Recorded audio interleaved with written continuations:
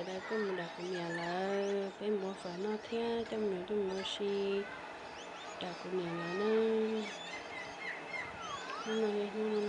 thêm đầu đi rồi nhỏ chuột tam đông chuột ta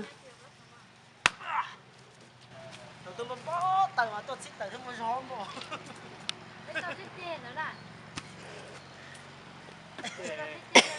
cho tờ đó lúc trong một tờ đó cho tông Lo thích xe. nhớ đâu đấy à con đợt gì có khai cho tông co bây giờ mất chết là tôi từ đây bây giờ xích tờ rồi nên là xích khởi ô lấy跟住偷邊咯攞。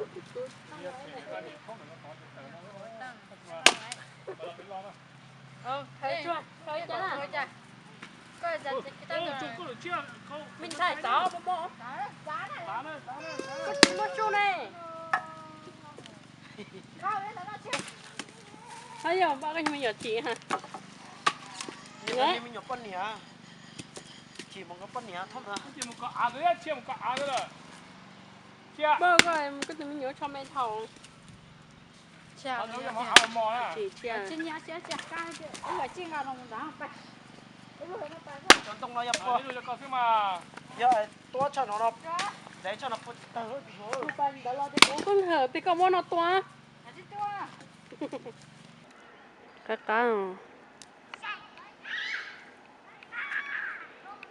Có bảo sao thay con à? Thay con đây. chị thay cơ sở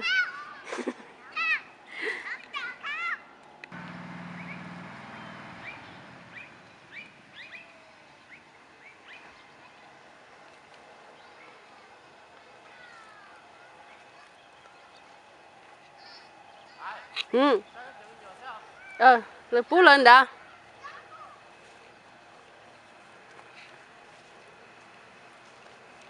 cái này muốn đâu à Đây rồi. chỗ đỏ nữa Đây nó cũng gió thì cũng nó phong phố bể té rồi.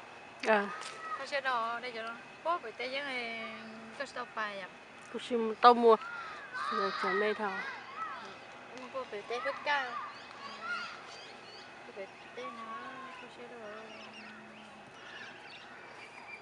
cái rau nó mê bố họ mê nó hơn nó star liền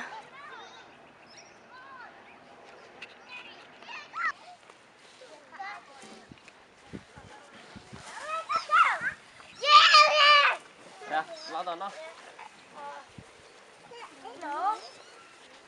đây cũng nhiều tả lắm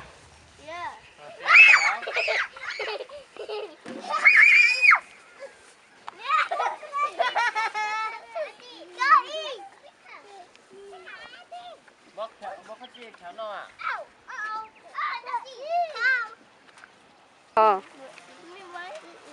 Đó là số nó cho nó chỉ số nó cho nhỏ họ. chỉ số nó mồ Cái này bé chứ nó mà. Tụi bé tao xa lái chưa?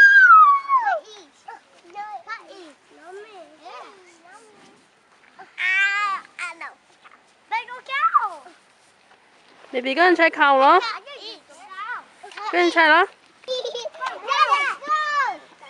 Nhưng mà thầy phát triển rồi rồi. chỉ nó chỉ mới chỉ nó này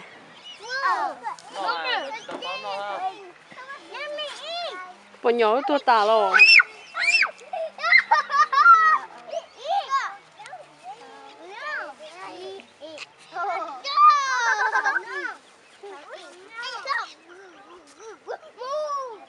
You feed the cow.